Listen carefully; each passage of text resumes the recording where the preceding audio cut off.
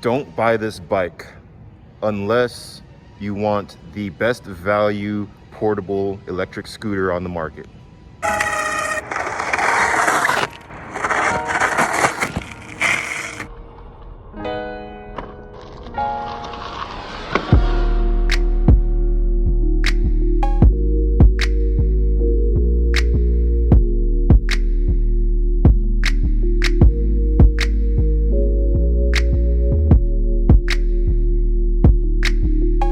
Yo, what's good everybody? It's Stuart Grand here with another video. Today I have the V1 voromotors Roadrunner with me, and I'm going to be doing a full 1,000 mile review for this.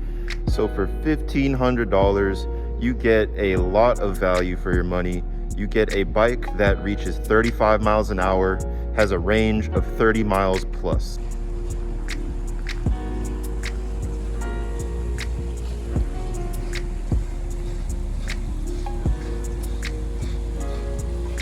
So this bike is going to be great for beginner level riders as well as intermediate level riders. For more advanced level riders, you guys could also find value in this bike by having it as your secondary bike, as I do. I also have a Teleria XXX. I use that for my serious riding, off-road riding, a little bit of commuting. But this, I can use it for grocery store trips, running errands around town, anything in the city basically. So for the more advanced riders, a lot of people end up upgrading the powertrain on this bike. You can check out JB360 for his crazy Roadrunner upgrade. That thing goes over 60 miles an hour. I don't know how he feels safe doing that, but man, props to him for riding something like that. You definitely need crazy strong brakes and better tires if you're gonna go that route. I definitely thought about it, but after wiping out a few times on this, I'm gonna leave it stock as far as the powertrain. You guys, if you want to get a more serious version of this, you can look into the Roadrunner Pro, which is 60 volts, 30 amp hours. It goes 50 plus miles an hour. If you're on the heavier side, on the bigger side, you're maybe taller than 6'4", you weigh more than 225 pounds, you definitely should look into the Roadrunner Pro. I don't think this will have enough power for you to have enough fun on it if you're over a certain weight. I'm about 185 and I feel like it does okay with my weight, but of course I like speed, so I went with something a little more powerful with the Teleria. All right everybody, back to the GoPro point of view. Going to be going over the pros and cons of the Roadrunner V1, V2. If you like this kind of content, go ahead, like and subscribe. That really helps out this channel. Look how easily I was able to just lift that over the steps. This thing is very lightweight and portable. That is the first pro I'd like to go over. This thing weighs 55 pounds roughly. And for a PEV that goes this fast, that is very good power to weight ratio. This is very easy to load up into your car. I have a 2-door coupe and I'm able to load this into my trunk without having to fold the handlebars or anything. I'm able to lift this upstairs and carry it with me anywhere I need to go. So if you live in an apartment or your commute involves a flight of stairs, or like you want to take this to work or the office and there's a set of stairs involved, this would be very manageable. Most PEVs are very heavy. Most of them are going to weigh like 80 plus pounds. So that's definitely where this Roadrunner shines. Hold up, what the hell is Siri doing? If you're going to school with this, this is very good, I would say. If you're in college and you want to take this with you into lecture, maybe you could get away with that and you wouldn't have to lock it up outside. You can take it with you to class, you can run errands after class, hang out with people. Pro number 2, this bike is very easy to maintain and repair if something goes wrong. Very straightforward design. You have 2 motors, 2 controllers, 1 battery, bunch of lights. So really all you have to worry about is tires and brakes. We'll go over the brakes in a second. Holy shit. See, this is not, somehow I would have cleared that on this. We'll talk about the brakes in a minute, but the tires are doing pretty well. I'm at 1,000 miles just about, and I'm still on the stock street tires. Let me show you how the tread looks right now. It looks pretty good. I do have another set of tires for me at my house, but I haven't needed it yet, and I've been riding this thing pretty hard, I would say. I'm still on the stock tires after 1,000 miles, which is very impressive. I've been power sliding in this a lot. I've been trying to push this thing as hard as I can, but yet I'm still on the stock tires, so that's pretty good.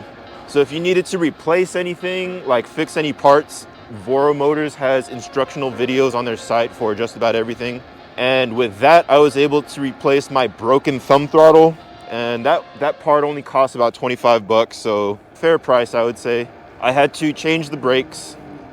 I just swapped out the whole brake system completely. We'll talk about that in the cons. Pro number 3, this thing does not draw any attention from cops or Karens. At least here in California. I've seen on the voromotors forum, some people had issues with the police in different states on this Roadrunner, which is, honestly, that's just ridiculous, I think. But hey, you know, every state's different. I've ridden past so many cops on this going as fast as I can. They're not really looking for these. If they're gonna get you on a small bike like this, it's gonna be one of those gas bikes, those really loud Coleman mini bikes. That's what they're looking for as far as mini bikes. As far as electric bikes, they're more looking for Surons. And I think that's really only in the beach cities. I don't think they're really cracking down on those out here yet, knock on wood. We'll see how the laws change and how the police adapt. I don't know, it's hard for me to see a situation where you get pulled over on this, because it looks like a rental scooter. It doesn't make any noise, really. There's like no noise in this thing, to be honest. Wow. I'm very thankful that that is not my job. But anyways, back to e-bike laws in California. If a cop pulled me over on this, my rear motor does not exceed 500 watts. And I believe e-bikes are supposed to be limited to 750 watts. I mean, if a cop knows about watts, you might be in some trouble. But still, I would argue I'm not over the motor limit. So a little bit of a gray area. This is not legal advice, by the way. I'm not a lawyer. Okay, what do we got next? 12-hour charge time. What the All right, dude. What the flip? Yes, I know this is a value-priced bike. Yes, I know that I shouldn't be expecting a lot of extra high-performance qualities when I buy a value-priced bike.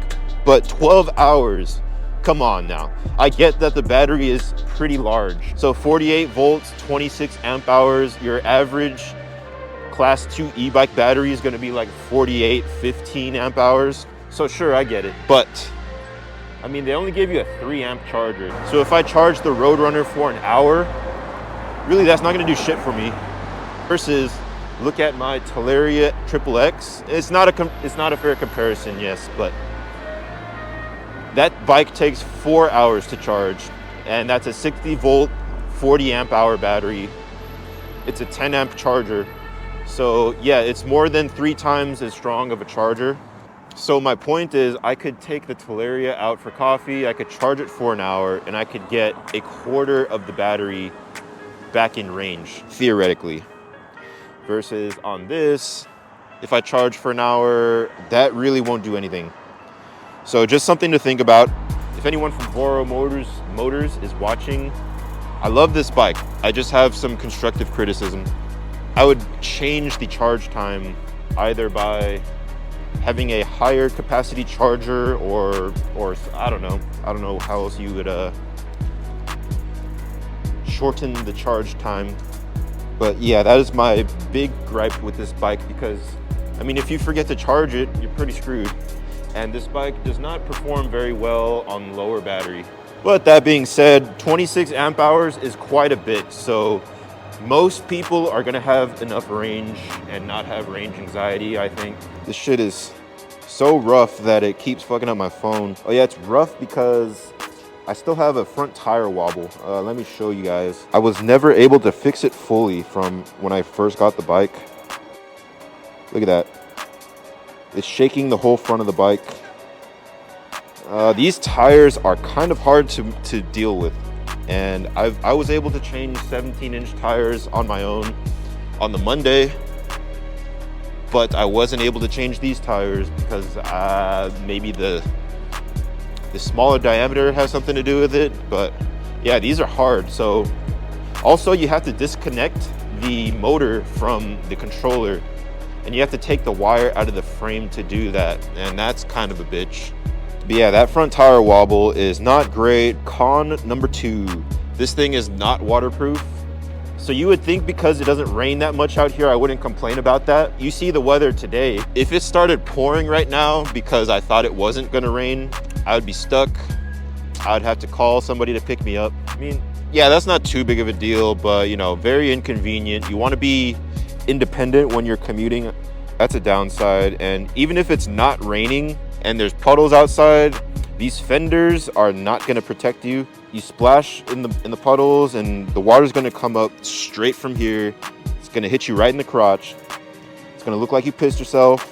And then back here, the rear fender's a little bit better, but you're still gonna get splashed in the back.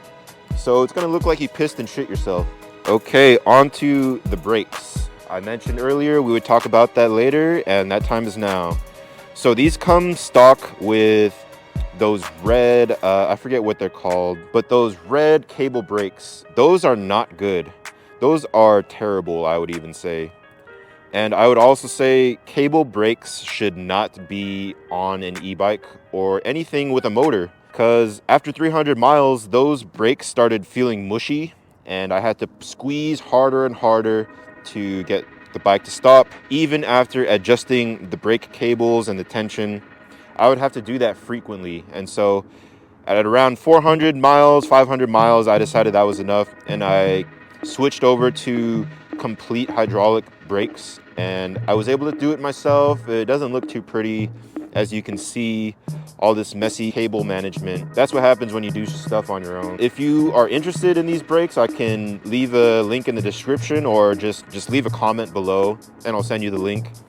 Yeah, they're from Amazon. They cost about 75 bucks. Took me like 2 hours to install myself, and I don't really know how to do any of this stuff, but it's definitely worth it because the stock brakes really complete the bike. Like, it makes me feel safe riding this in traffic, riding at 35 miles an hour. Makes me feel safer going downhill at higher speeds, because yeah, going downhill on this thing feels scary as hell.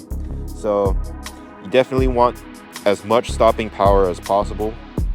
Another con, since we're on the brakes, there's no regen braking on this. And again, this is budget, so understandable. But for the next version of the Roadrunner, if there is going to be one, I would like to suggest, maybe for all PEVs, I would like to suggest this is a separate thumb throttle for regen. That would be amazing. And since it's dual motor, to have dual regen braking would be amazing. Plus hydraulic brakes, you would have all the stopping power you would need, I think.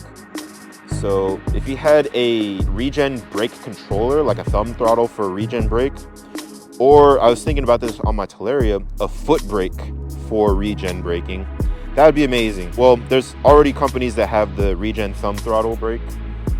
I've seen it in some scooters, but yeah, the foot brake idea, I think that's a good idea. Those stock brakes, when you squeeze them super hard, that's gonna tire out your forearms.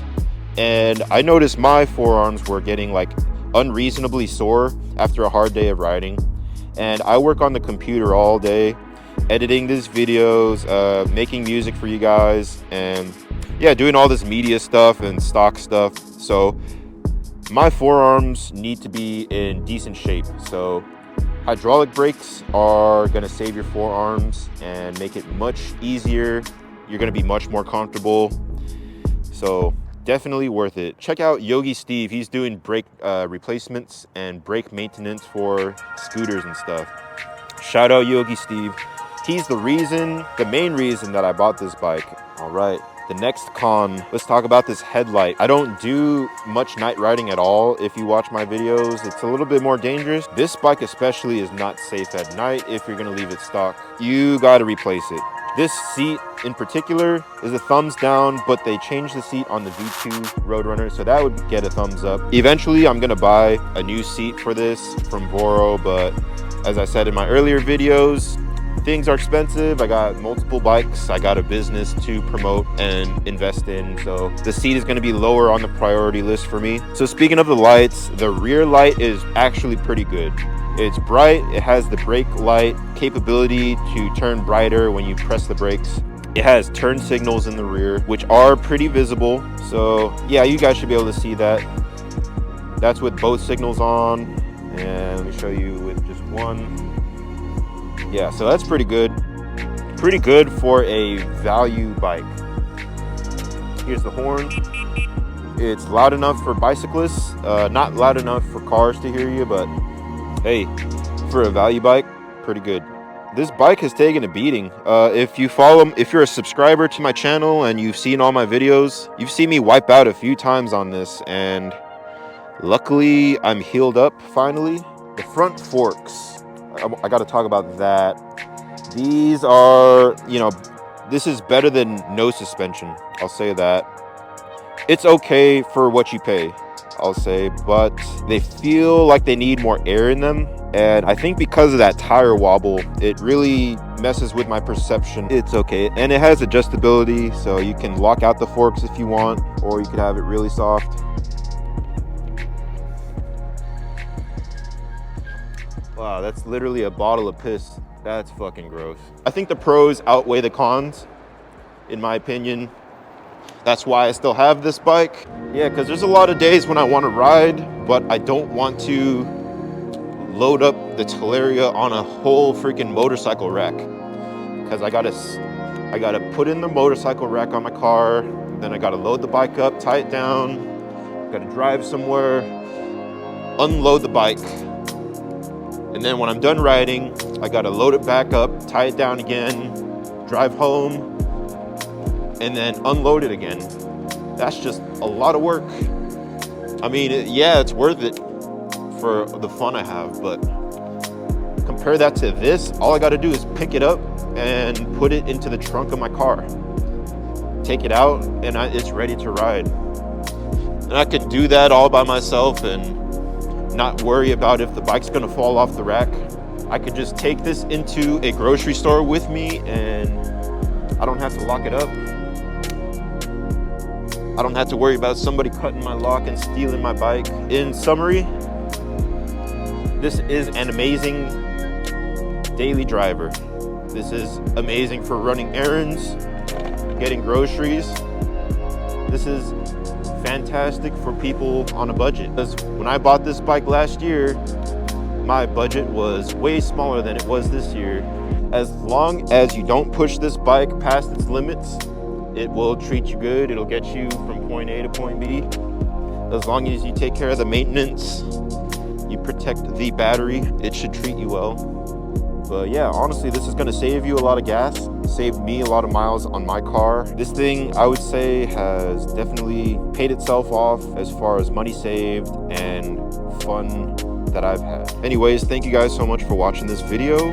If this video convinced you to buy a Roadrunner, let me know in the comments. To support my channel, you can purchase high quality MP3 downloads of my music at stuartgrand.bandcamp.com.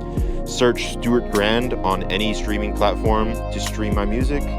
Use my music in your TikToks, your Reels, YouTube Shorts. My song Vibe is having its moment on TikTok. You can check out my curated playlists on Apple Music, Spotify, and here on YouTube. Search Stuart Grand Radio, and that's about it. Thank you guys so much for watching and supporting me. Ride safe. Have a great day. Peace.